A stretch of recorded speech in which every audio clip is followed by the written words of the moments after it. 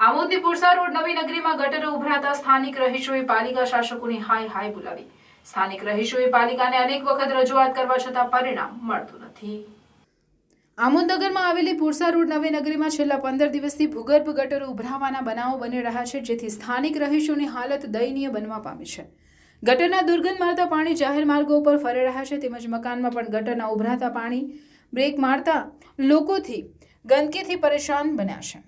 ત્યારે સ્થાનિકોએ પોતાના ખર્ચે ઉભરાતી ગટર ઉપર સિમેન્ટ લગાવી બૂચ મારી દીધી હોવાનું પણ જાણવા મળ્યું છે, જે બાબતે સ્થાનિક રહીશોએ પાલિકાના અધિકારી તેમજ પદાધિકારીઓને વારંવાર મૌખિક તેમજ લેખિત રજૂઆત કરવા છતાં કોઈ સંતોષકારક કામગીરી કરવામાં આવતી નથી।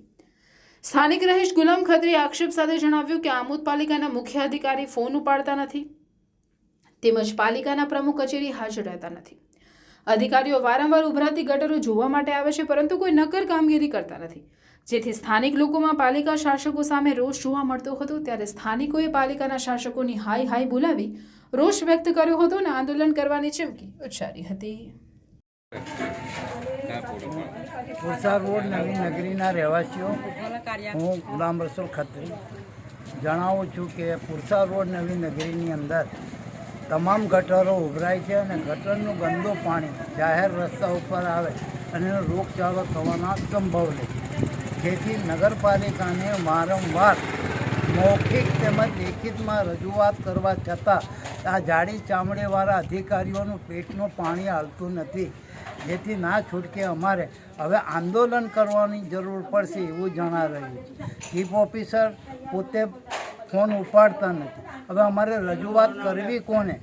પ્રમુખશ્રી ઓફિસમાં હાજર રહેતા નથી, એટલે અમારે જવું કંઈ કોને રજૂઆત કરી?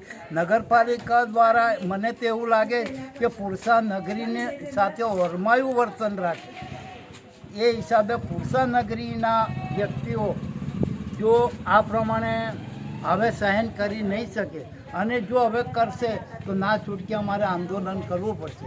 તેની અમે તમામ પુરસા નવી નગરીના ભાઈઓ તથા બહેનો તમને જણાવીએ છીએ અને તેની તમામ જવાબદારી નગરપાલિકાની રહેશે। તમારું સહીદભાઈ ખત્રી। તો શું સમસ્યા છે તમારી? આ ગટર છે ને તે કેટલા દિવસથી આ પોઝિશન છે અહીંયા, અને વારંવાર ટેલિફોનિક વાત કરેલી છે અમે લોકોએ એને કે નગરપાલિકાવાળા માણસો આવે હોય છે, પણ જાણે કે બાગ બગીચામાં ફરવા આવતા હોય ને એવી રીતે આવીને જતા રહે છે, બરાબર છે? આવીને ફરીને જતા રહે છે અને આ 20-25 દિવસથી અમે આ વેઠીએ છીએ એટલે બધે ગટરો ઉભરાયેલી છે।